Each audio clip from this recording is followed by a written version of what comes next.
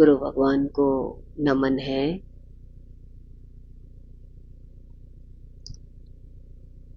देखिए, गुरु बता रहे हैं कि बड़े दिल वाला कौन होता है? जिसका सच्चा प्रेम हो, शुद्ध प्रेम हो, उसी का दिल बड़ा हो सकता है। और शुद्ध प्रेम के लिए इतना विशुद्ध प्रेम हो जाए जिसमें कोई ना का सवाल ही पैदा ना हो, सोच ही ना हो। परमात्मा और मैं एक, प्रकृति और परमात्मा एक, जिसमें दो है ही नहीं।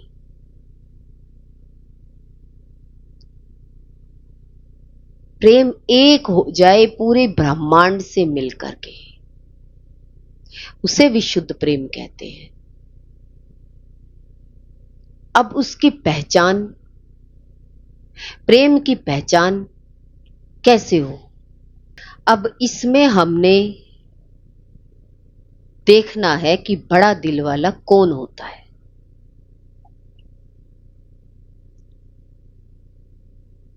अब प्रेम के 4 चरण हैं।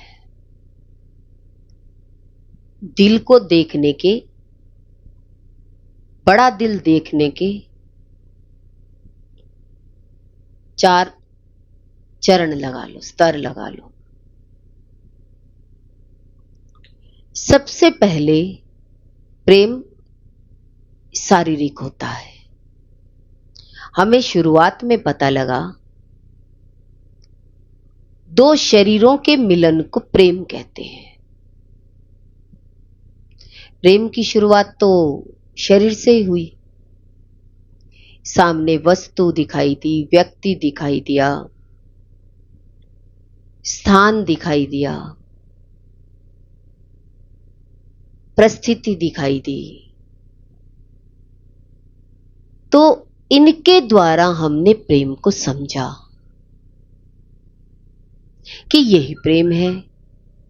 कोई शरीर दिखाई दिया, अच्छा लगा, मन को अच्छा लगा, तो हमने कहा हमें आपसे बहुत प्रेम है।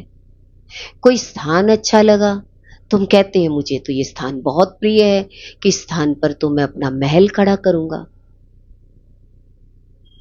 किसी ने परिस्थिति में हमारी सहायता करी तो हमने देखा कि परिस्थिति में सहायता करने वाला व्यक्ति जो होता है वही प्रेम वाला होता है। कहीं संयोग मिलता है तो हम उसको प्रेम कह देते हैं।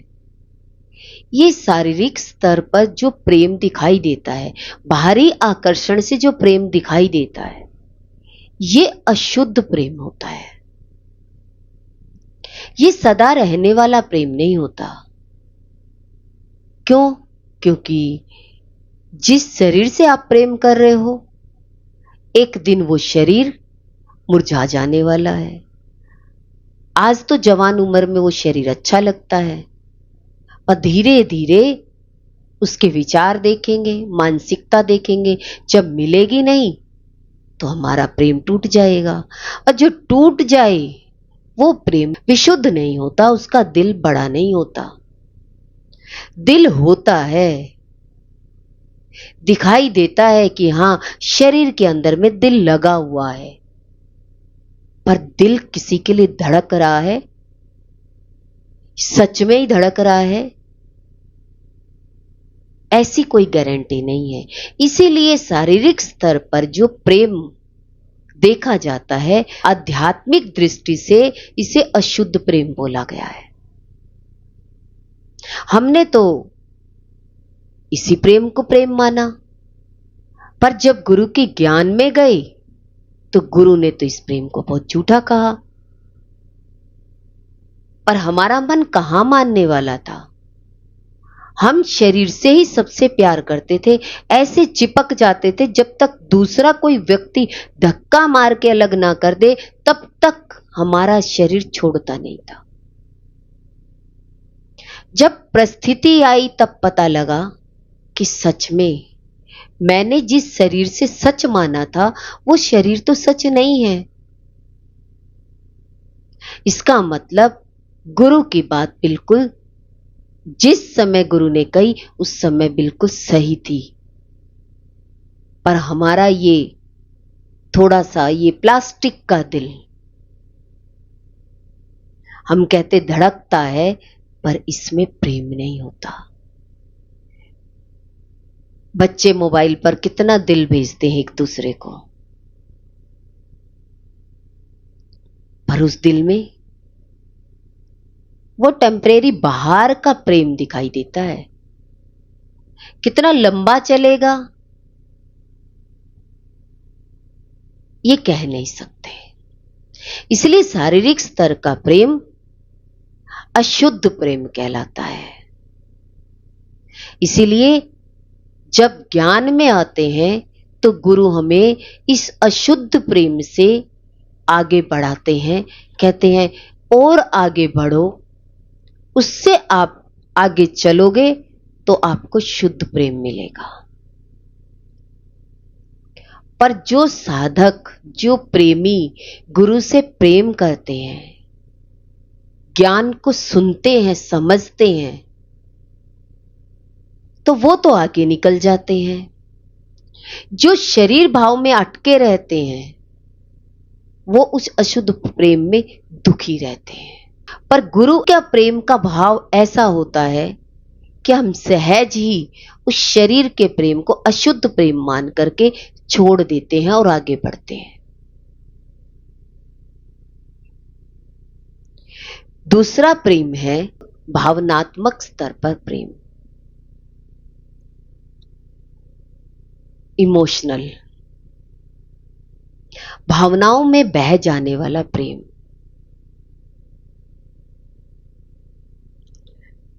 सहानुभूति और बलिदान देने वाला प्रेम।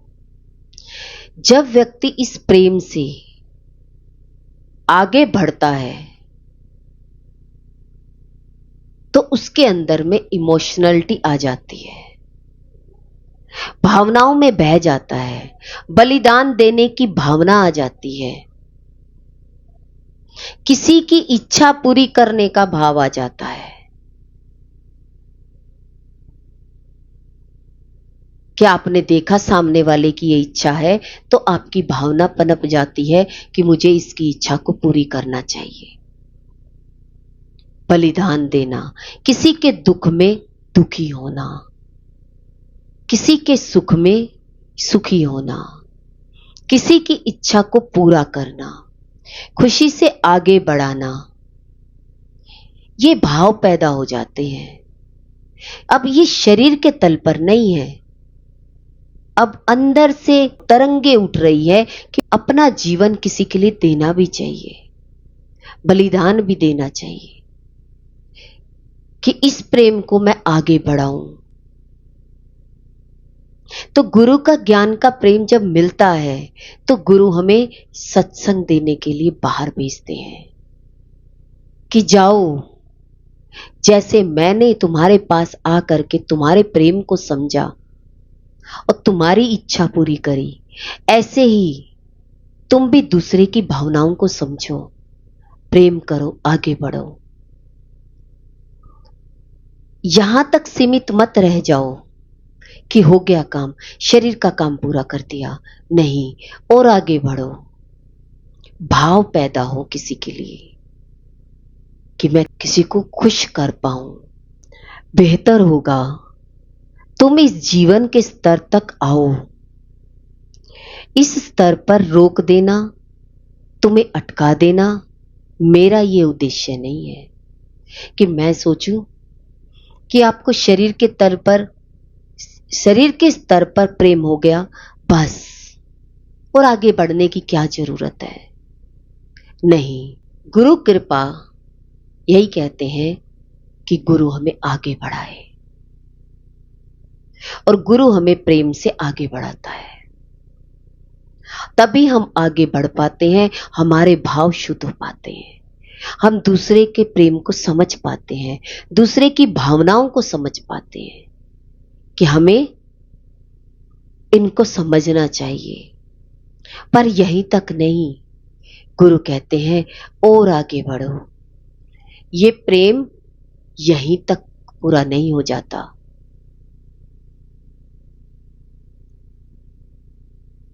तीसरे स्तर का प्रेम होता है वैचारिक स्तर।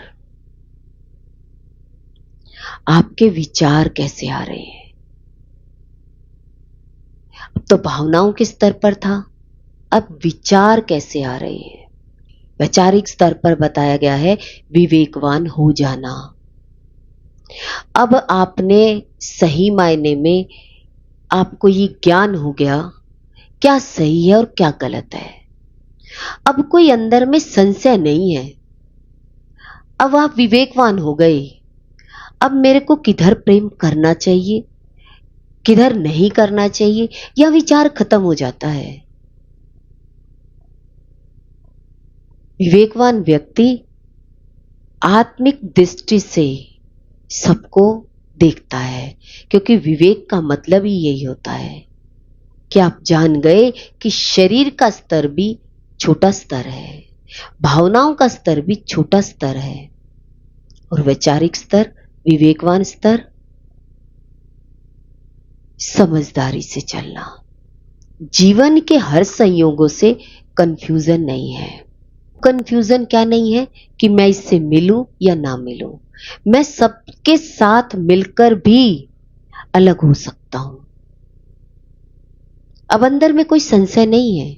कठिन से कठिन कार्य भी मैं कर सकता हूं।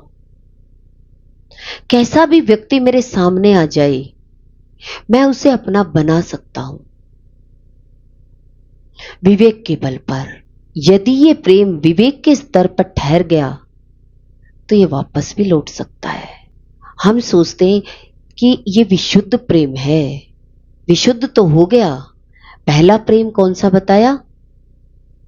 अशुद्ध। दूसरा शुद्ध। तीसरा विशुद्ध। अब यहां तक तो हम पहुंच गए, विशुद्ध प्रेम तक। तो अब गुरु कहते हैं इतना पहुंचने के बाद भी आप वापस लौट सकते हो। बहने तो लग जाता है ये प्रेम। बहना तो बहुत आसान है किसी में। कहते और ज्यादा इतना प्रेम हो कि महासमुद्र से मिल जाओ। किससे? महासागर। यहीं तक नहीं, विशुद्ध प्रेम भी आपका एक स्तर पर आने के बाद वापस मुड़ सकते हो। नेक्स्ट है आध्यात्मिक स्तर का प्रेम। यह कैसा होता है? ये प्रेम परिशुद्ध होता है, गुण प्रधान होता है। आपके अंदर में एक प्रेम ऐसा प्रकट हो जाता है जिसमें गुण हो।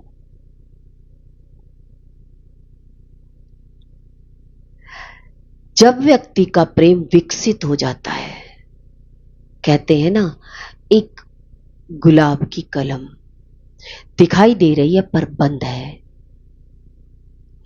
पर परिशुद्ध प्रेम खिल जाता है। जब पूरा फूल खिल जाता है तो खुशबू भी बाहर आ जाती है, सूर्य की किरण पूरी पूरी जाती है। ऐसे ही आध्यात्मिक स्तर का व्यक्ति पूरा प्रेम से बहने लग जाता है। उसके आंतरिक तरंगे उठने लग जाती है। अब वो कहीं बाहर किसी शरीर को देख करके प्रेम पैदा नहीं हो रहा, भावना उठकर प्रेम पैदा नहीं हो रहा, सही गलत देखकर प्रेम पैदा नहीं कर रहा। अब तो अंतर से शक्तियां जागृत होकर के तरंगे उठती हैं। जैसे कई बार व्यक्ति बहुत दुखी होता है तो वो फूट फूट के रोने लग जाता है, बात कुछ भी नहीं होती है, पर व्यक्ति कहता है रोना आ रहा है, पता नहीं क्या बात है। अब आंतरिक तरंगे हैं, वो तरंगे रोने के तरीके से बाहर दिखाई दे रही है, पर रोने में कोई दुख नहीं है, दुख नहीं है उसमें, फिर भी रोना आ रहा है। ऐसे ही आध्यात्मिक व्यक्ति जब बहने लग जाता है प्रेम से, तो उसके आंतरिक तरंगे उठने लग जाती है, हिलोरे मारने लग जाती है और खुशी का फुहारा बाहर दिखाई देता है। अब ये आंतरिक है, बाहर किसी वस्तु, व्यक्ति, स्थान, परिस्थिति को देख करके कोई खुशी नहीं आ रही। अपने आप ही बह रहा है, अपने आप ही इच्छा उत्पन्न हो रही है किसी को प्रेम करूं। सौभाग्यशाली वो लोग होते हैं जो संतों के नजदीक आ जाते हैं, उस प्रेम को अनुभूति करते हैं। वो प्रेम जो हिलोरे मार रहा था, वो सामने वाले व्यक्ति का सौभाग्य होता है, उस प्रेम को पा पाता है, ले पाता है। तो वो कहता है मुझे बड़ा आनंद आ रहा है, मुझे बहुत अच्छा लग रहा है। तो एक संत का प्रेम होता है। जब हम संत के सामने बैठते हैं तो हमें खुशी आती है, प्रसन्नता आती है, आनंद दिखाई देता है, शांति बनी रहती है, किसी से बोलने का दिल नहीं करता है, चुप हो जाता है। ये परिशुद्ध प्रेम है, बहता है वो। महात्मा बुद्ध ज्ञान समाधि में प्रेम से बह रहे थे। उनकी समाधि के पास लोग आ आकर के बैठ गए, पर महात्मा बुद्ध कुछ नहीं बोल रहे हैं, चुप हैं। उनके अंदर की जो तरंगे बाहर की तरफ बह रही थी, तो लोग उन तरंगों में आकर के इतने शांत हो रहे हैं, आनंद विभोर हो रहे हैं, प्रेम से परिपूर्ण हो रहे हैं। ये है परिशुद्ध प्रेम, ये है एक संत का प्रेम। इसीलिए कहा बिना साकार के आपके अंदर में शरीर का आकर्षण आ सकता है, भावनाओं का आकर्षण हो सकता है, विचारों के स्तर पर हो सकता है। इसके लिए ये करे या ना करे, पर आध्यात्मिक स्तर का प्रेम तो खाली गुरु से प्राप्त होगा, और यही प्रेम परिशुद्ध होता है। इसलिए हम खाली अपने शरीर के तल पर जो भक्ति करते हैं, तो हम एक वस्तु, व्यक्ति, इच्छा, कामनाओं के बस वहां तक, उस स्तर तक रह जाते हैं। या थोड़े से भाव उठ जाते हैं, किसी को दान कर देते हैं, तो हम कहते हैं हमारा बहुत बड़ा दिल हो गया, हम तो बहुत प्रेम वाले हैं। गुरु कहते हैं जब तक ज्ञान आपका नहीं हुआ, तब तक आप देने के लायक हो ही नहीं। ये प्रेम तो कभी भी आपका वापस जहां से आए थे वहां जा सकता है, हमेशा बना नहीं रह सकता। पर सत्संग में आने के बाद आपका आनंद कभी कम नहीं होगा। रेगुलर जो सत्संग अटेंड करता है, तो रेगुलर तरंगे उठती है, वो तरंगे वापस जाने की संभावना ही नहीं होती। वो बस उठती है तो उठती चली जाती है, और वो ब्रह्मरंध्र से परिशुद्ध होकर के एक फुहारा जैसे देखा है पानी का, बाहर निकलता है, लोगों को उस पानी से ठंडक मिलती है। उसी प्रकार संत से भी वो तरंगे निकलती है, और वो तरंगे, कोई सौभाग्यशाली व्यक्ति होता है, उस संत के सामने आता है, और वो भाव विभोर होकर के कभी नाचने लगता है, कभी गाने लगता है, कभी मुस्कुराने लगता है, कभी बहुत तेजी से चिल्लाता है, और कभी बहुत खुश होता है। ये संकेत है एक संत के आगमन के, संत की तरंगों के, परिशुद्ध प्रेम के। इसीलिए जीवन में सत्संग बहुत जरूरी है। सत्संग से आपको गुरु की तरंगों के द्वारा ठंडक, आनंद की अनुभूति होती रहेगी। वही आनंद एक दिन तुझे अपने आप से जोड़ देगा, पर शर्त यही है, शरीर कंपलसरी है सत्संग में। आप कहें सत्संग तो मिल रहा है, बच्चे को स्कूल से डायरेक्ट पढ़ाई मिल सकती है, ऑनलाइन बुक्स भी मिल जाएगी, ऑनलाइन पढ़ाई भी हो जाएगी, पर बच्चा कितना पढ़ पाएगा इसकी कोई गारंटी नहीं है। इसीलिए कहा गुरु के सानिध्य में बैठकर ही आपको आनंद आ सकता है। आगे आता है करुणा। जब ये तरंगे बाहर की तरफ, तो ये करुणा के रूप में आती है, और वो करुणा भक्तों पर बरसती है। वो प्रेम सौभाग्यशाली व्यक्तियों पर बरसता है। हमें वो सौभाग्य प्राप्त है, गुरु मिले, ज्ञान मिला, सत्संग मिला, सुनने का स्थान मिला। एक गुरु से सब चीज सिद्ध हो गई। व्यक्ति भी मिले, कहीं जाने की जरूरत नहीं पड़ी, स्थान मिला बैठने का, परिस्थितियां भी मिली, संयोग भी मिले, सब चीज आसपास मिल गई, कहीं दूर भागना ही नहीं पड़ा, और गुरु के आनंद की अनुभूति हुई, गुरु के उस प्रेम की अनुभूति हुई कि गुरु किस प्रेम में रहते हैं, गुरु के अंदर से कौन सा प्रेम प्रकट होता है। जैसे एक मां अपने बच्चे को दूध पिलाती है, ये तो मां और बच्चा ही जानता है। ऐसे ही एक गुरु और शिष्य होता है। जब शिष्य जब किसी गुरु से प्यार करता है, मां और बेटे जैसा ही प्यार होता है, मां और बच्चे जैसा, जिसमें कोई शरीर भान नहीं होता, खाली प्रेम होता है।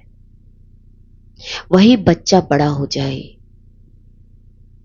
तो क्या मां उस रूप में बैठ सकती है? नहीं, क्योंकि शरीर भान आ गया। जब बच्चे को शरीर भान नहीं होता तो मां छाती से लगाकर दूध पिला देती है। गुरु का प्रेम ऐसा होता है जिसमें शरीर भान नहीं होता।